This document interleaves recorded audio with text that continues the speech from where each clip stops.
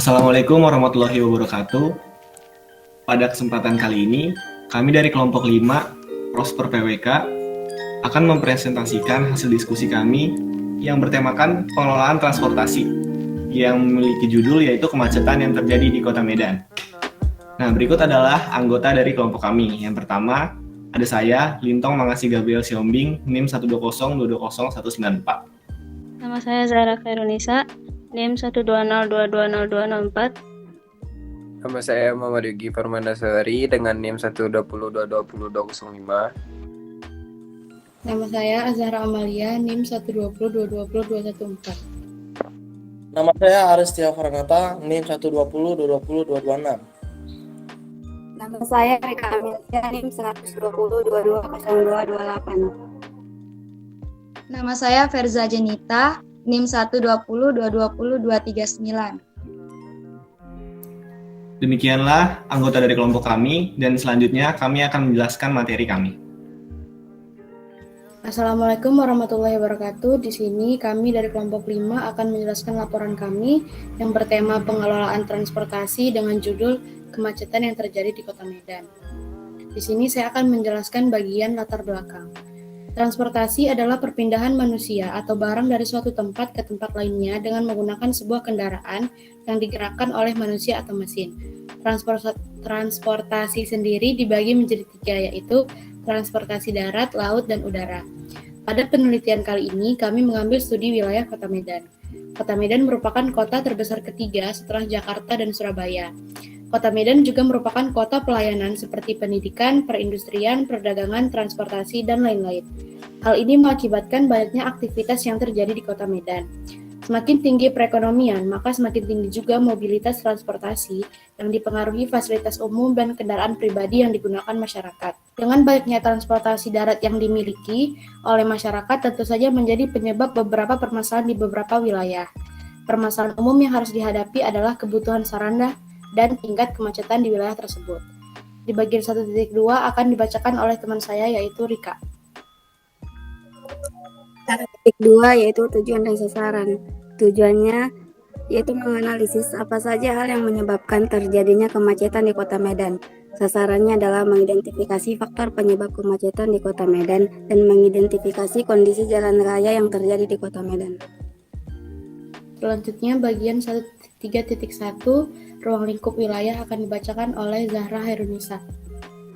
Pada ruang lingkup wilayah, Kota Medan adalah ibu kota Provinsi Sumatera Utara di Indonesia.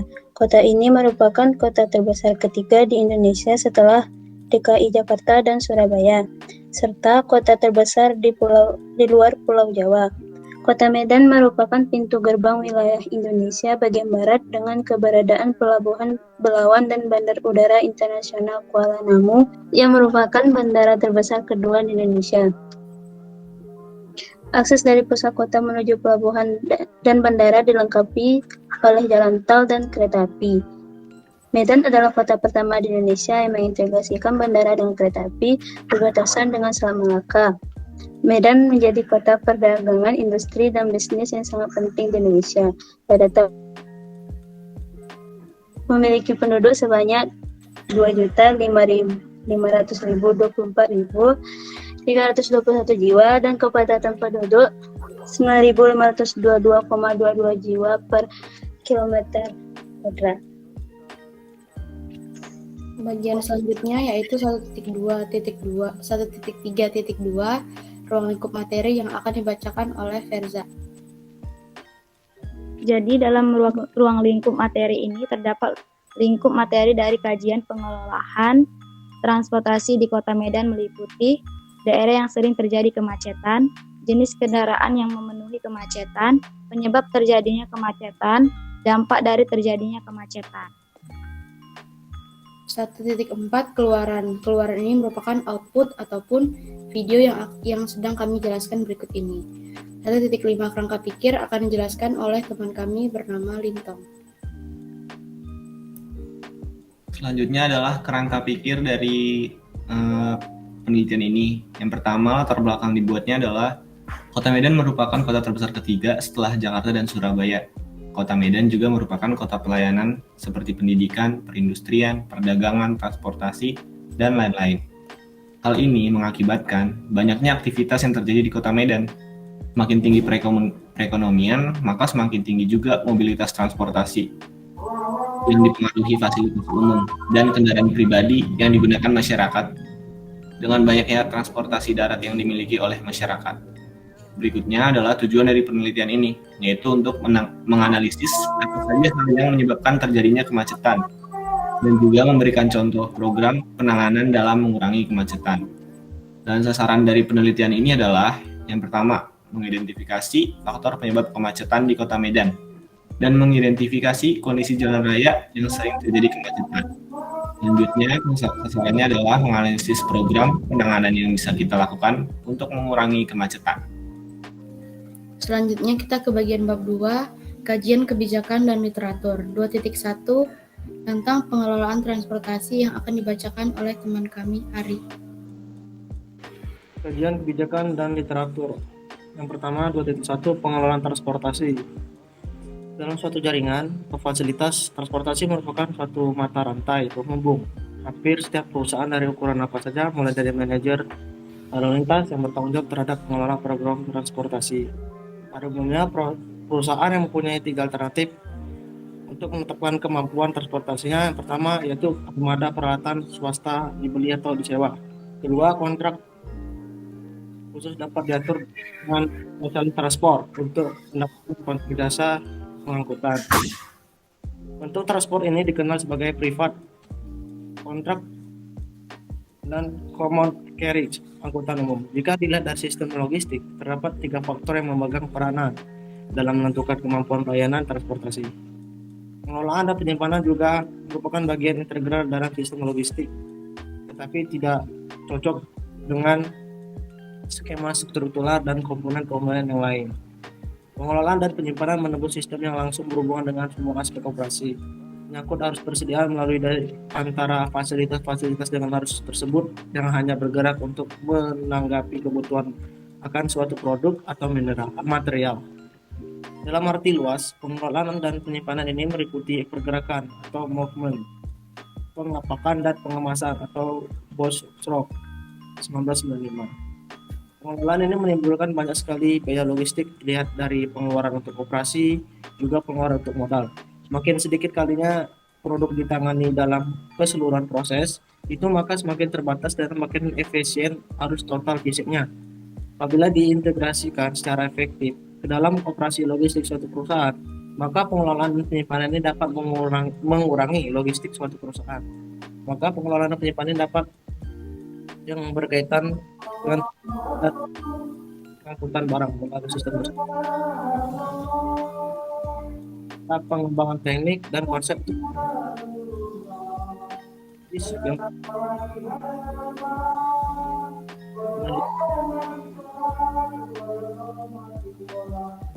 basis dan ya produk dan material dipandang sebagaimana mestinya apa itu?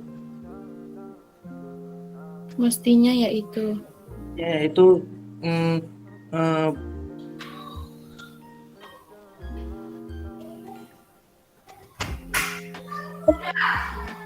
kegunaan untuk pemilikan. Persediaan tidak banyak gunanya bentuknya ditempatkan pada waktu yang tepat. Pada waktu mana ia memberikan kesempatan untuk menikmati pemilikan. Apabila suatu perusahaan tidak konsisten memiliki tindakan dan maka tempat ia secara efisien tidak dapat dicapai, maka laba pengambilan invest terancam. Sebelum digunakan, waktu dan tempat dicapai, maka sedikit sekali nilai yang ditambahkan dalam proses logistik dan teori tersebut. Dapat disimpulkan bahwa unsur logistik adalah kegiatan pembentukan logistik di dalam perusahaan. Semua unsur tersebut dijalankan dengan baik untuk bisa menerapkan sistem logistik yang baik pada perusahaan. Terus kita lanjut ke bagian 2.2 RT RW Kota Medan yang akan dibacakan oleh teman kami Yogi. Menurut RT/RW Kota Medan di bagian ketiga pasal 16 yang membahas mengenai sistem jaringan transportasi disebutkan bahwa pertama, sistem jaringan transportasi sebagaimana dimaksud dalam pasal 13 ayat 1 huruf B bertujuan A. Meningkatkan aksesibilitas dan mobilitas orang, barang, dan jasa dari dan pusat primer, pusat sekunder, dan pusat-pusat lingkungan. B. Memperkuat interaksi antar pusat-pusat perkembangan atau pelayanan di wilayah Kota Medan dan ke wilayah-wilayah sekitarnya agar dapat tercipta sinergi perkembangan wilayah. C. Meningkatkan pertumbuhan ekonomi wilayah dan mewujudkan pemerataan pembangunan untuk meningkatkan kualitas dan jangkauan pelayanan pergerakan orang dan barang dan jasa serta memfungsikan sebagai katalisator dalam mendukung pertumbuhan ekonomi. Yang kedua, sistem jaringan transportasi sebagaimana dimaksud pada ayat 1 terdiri atas A. Sistem jaringan transportasi darat, B. Sistem jaringan perkeretaapian, C. Sistem jaringan transportasi laut, dan D. Sistem jaringan transportasi udara. Yang ketiga, sistem jaringan transportasi darat sebagaimana dimaksud pada ayat 2 huruf A terdiri atas A. Jaringan lalu lintas dan angkutan jalan, terdiri atas pertama jaringan jalan, kedua jaringan prasarana lalu lintas dan angkutan jalan, yang ketiga jaringan pelayanan lalu lintas dan angkutan jalan, yang D jaringan angkutan sungai, danau, dan angkutan penyeberangan. Selanjutnya kita ke bagian bab 3 gambaran umum wilayah. 3.1 Kependudukan. Pada tahun 2020, Kota Medan memiliki penduduk sebanyak 2.524.321 jiwa dan kepadatan penduduk 9.522,22 jiwa per kilometer persegi. Kota Medan terdiri dari 21 kecamatan dan 151 kelurahan dengan luas wilayah mencapai 265 km persegi. Ini adalah peta yang menunjukkan peta Kota Medan yang terdiri dari beberapa kecamatan. 3.2 Perekonomian. Perekonomian Kota Medan tahun 2019 jika dibandingkan tahun sebelumnya tumbuh sebesar 5,93%. Berdasarkan pendekatan produksi, pertumbuhan tertinggi dicapai oleh lapangan usaha informasi dan komunikasi sebesar 8,92%, diikuti oleh penyedia makan minum sebesar 7,92% dan lapangan usaha konstruksi sebesar 7,62%, jasa lainnya sebesar 6,97%. 3.3 Data fisik kawasan akan dibacakan oleh teman kami, Zahra Hairunisa.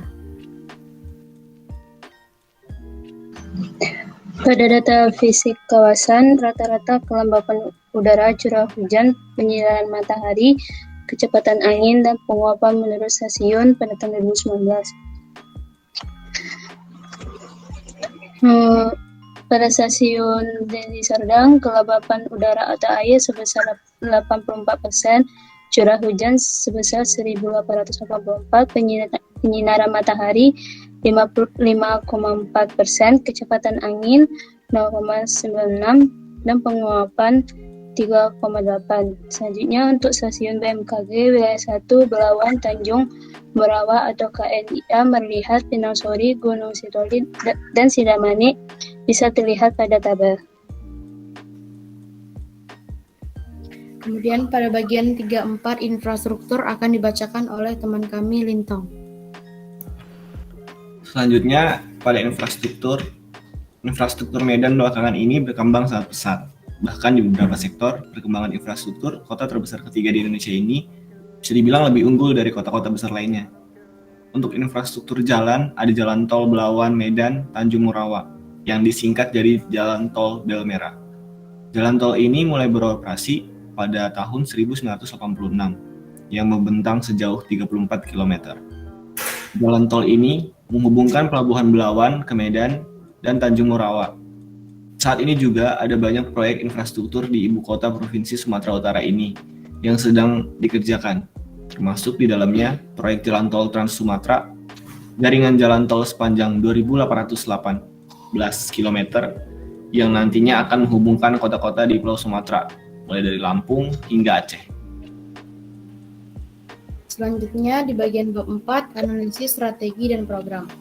4.1 Analisis potensi masalah, bagian aspek kependudukan akan dibacakan oleh Rika. Analisis potensi dan masalah aspek kependudukan.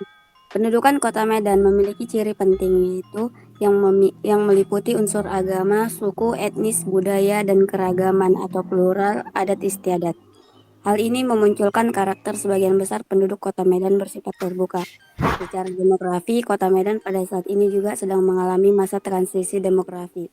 Kondisi tersebut menunjukkan proses pergeseran dari suatu keadaan di mana tingkat kelahiran dan kematian tinggi menuju keadaan di mana tingkat kelahiran dan kematian semakin menurun. Berbagai faktor yang mempengaruhi proses penurunan tingkat kelahiran adalah perubahan pola pikir masyarakat dan perubahan sosial ekonominya. Di sisi lain, adanya faktor perbaikan gizi kesehatan yang memadai juga mempengaruhi tingkat kematian. Dalam kependudukan dikenal istilah transisi penduduk. Istilah ini mengacu pada suatu proses pergeseran dari suatu keadaan di mana tingkat kelahiran dan kematian tinggi keadaan di tingkat kelahiran dan kematian rendah. Penurunan pada tingkat kelahiran ini disebabkan oleh banyaknya faktor, antara lain perubahan pola pikir masyarakat akibat pendidikan yang diperolehnya dan juga sebab oleh perubahan pada aspek sosial ekonomi. Penurunan tingkat kematian disebabkan oleh membaiknya gizi masyarakat akibat dari pertumbuhan pendapatan masyarakat. Pada tahap ini pertumbuhan penduduk mulai menurun. Pada akhir proses transisi ini, baik tingkat kelahiran maupun kematian sudah tidak banyak berubah lagi. Akibat jumlah penduduk juga cenderung untuk tidak banyak berubah, kecuali disebabkan faktor migrasi atau urbanisasi. Komponen kependudukan lainnya menggambarkan berbagai dinamika sosial yang terjadi di masyarakat, baik secara sosial maupun kultural. Menurunnya tingkat kelahiran dan tingkat kematian meningkatkan arus perpindahan antara daerah dan proses urbanisasi, termasuk arus ulang-alik, mempengaruhi kebijakan kependudukan yang diterapkan. Jumlah penduduk Kota Medan pada tahun 2019 tercatat 2.512.880 jiwa, terdiri dari 1.255.065 laki-laki dan 1.257.815 perempuan yang tersebar di 21 kecamatan. Rasio jenis kelamin penduduk Kota Medan saat ini menunjukkan bahwa penduduk perempuan cenderung lebih banyak dibanding penduduk laki-laki. Yang kedua, aspek ekonomi. Jumlah penduduk miskin di Kota Medan dari tahun ke tahun senantiasa meningkat. Kondisi ini juga diperburuk oleh adanya krisis ekonomi yang melanda yang ditandai dengan tidak stabilnya kondisi perekonomian, sehingga pada tahun 1998 adalah kondisi terparah jumlah penduduk miskin yang ada di Kota Medan. Peradaan jumlah penduduk miskin itu terus bertambah, namun tingkat kemiskinannya semakin menurun. Aspek infrastruktur akan dibacakan oleh Verza. Aspek infrastruktur, mayoritas masyarakat Medan saat ini masih menyoroti permasalahan buruknya infrastruktur jalan, banjir, dan pelayanan publik. Hal ini disampaikan oleh Wakil Ketua DPRD Medan Rajudin Sagala. Masalah pertama, jalan masih kurang bagus.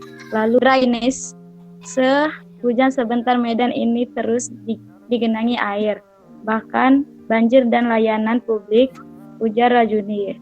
Misalnya, dalam hal pelayanan publik, terutama di fasilitas kesehatan baik puskesmas maupun rumah sakit umum, serta fasilitas umum tempat persinggahan, termasuk halte bus serta kereta api. 4.2 Perumusan tujuan perencanaan yang akan dibacakan oleh Ari. Perumusan tujuan perencanaan sesuai dengan Undang-Undang Nomor 25 Tahun 2004 tentang Sistem Perencanaan Pembangunan Nasional dalam rangka mendorong pembangunan secara terpadu dan efisien. Dasarnya nasional di Indonesia mempunyai 5 tujuan dan fungsi pokok. Adapun tujuan fungsi pokoknya perencanaan pembangunan publik. Satu, untuk mendukung koordinasi antar pelaku pembangunan. Dua, untuk menjamin tercipta integrasi, sinkronisasi dan sinergi antar perencanaan, pelaksanaan pengawasan. 4, untuk mengantisipasi dan peran masyarakat dalam perencanaan. 5, untuk tercapainya penggunaan sumber daya secara efisien dan efektif dan adil. Bagian 4.3 Perumusan strategi yang dibentuk dalam tabel analisis SWOT akan dibacakan oleh Linto. Berikut adalah perumusan strategi yang kami buat dalam tabel SWOT. Yang pertama, strength atau kekuatan dari Kota Medan adalah Kota Medan menjadi salah satu pusat perdagangan sejak abad ke-11. Lalu selanjutnya, Medan memiliki posisi strategis sebagai gerbang atau pintu masuk kegiatan perdagangan barang dan jasa, baik perdagangan domestik, yaitu ekspor atau impor. Selanjutnya, kelemahannya atau weakness adalah yang pertama, memiliki penduduk yang terlalu banyak, sarana transportasi umum yang kurang memadai, kedisiplinan masyarakat yang masih kurang. Selanjutnya, pada bagian opportunities adalah yang pertama, kota terbesar ketiga di Indonesia, lalu juga termasuk salah satu pusat perekonomian di Indonesia. Dan threat-nya atau ancamannya adalah yang pertama, kepadatan lalu lintas dengan ruas jalan yang tidak seimbang. Selanjutnya, masyarakat dari luar daerah yang mengganggu ketertiban lalu lintas, polusi udara yang terlalu banyak. Selanjutnya, strategi dari gabungan dari strength dan opportunities adalah yang pertama, kita dapat meningkatkan aksesibilitas masyarakat dengan sarana transportasi yang maju. Selanjutnya, meningkatkan produktivitas baik barang dan jasa. Untuk strategi weakness dan opportunities, yang pertama adalah meningkatkan kedisiplinan masyarakat dalam bertransportasi. Selanjutnya, kita dapat menyediakan transportasi publik yang ramah. Pada strategi yang selanjutnya, strategi strength dan threat adalah untuk meningkatkan kualitas transportasi yang untuk keperluan ekspor dan impor. Dan yang terakhir, pada strategi weakness dan threat adalah membatasi penggunaan kendaraan pribadi dengan menggunakan transportasi umum. Bagian 4.4 perumusan program penanganan. Nomor 1, indikatornya yaitu menggunakan kebijakan IRT. Target capaian yang dimaksud di dalam tabel ini adalah biaya. Karena belum dipelajari, maka target capaian ini tidak diisi. OPD yang berwenang adalah Dinas Perhubungan.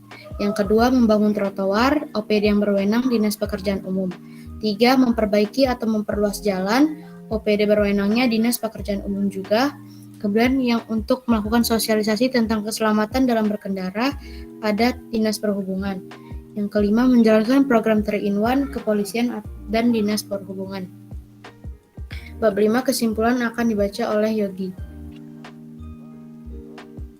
Kesimpulan, kemacetan adalah salah satu masalah yang paling sering ditemukan di dalam kota-kota besar.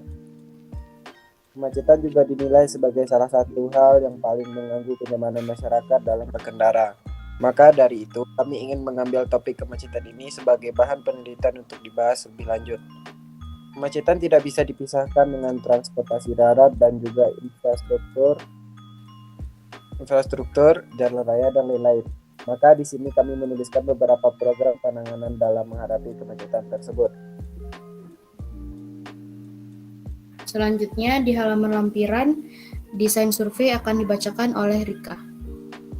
Adapun desain survei dari laporan kami yang pertama dari volume lalu lintas dengan keperluan data mengetahui kondisi transportasi wilayah dan jenis datanya dokumen pada tahun 2021 dengan metode pengumpulan data yaitu data sekunder. Instrumen surveinya stopwatch dan alat tulis. Metode analisis yaitu analisis deskriptif dengan sumber data Dinas Pekerjaan Umum. Adapun outputnya itu kepadatan lalu lintas wilayah Kota Medan. Yang kedua, jenis kendaraan yang memenuhi kemacetan. Keperluan datanya untuk mengetahui jenis kendaraan yang menjadi faktor utama kemacetan, jenis data dokumen tahun 2021 dengan metode pengumpulan data yaitu data sekunder. Instrumen surveinya alat tulis dan metode analisis yaitu analisis deskriptif dengan sumber data Dinas Perhubungan dan outputnya adalah kondisi lalu lintas di Kota Medan. Sekian presentasi kelompok kami. Atas kekurangan dan kesalahannya kami mohon maaf. Atas perhatiannya terima kasih, dan bagi teman-teman yang ingin bertanya, silakan mengajukan pertanyaan di kolom komentar. Assalamualaikum warahmatullahi wabarakatuh.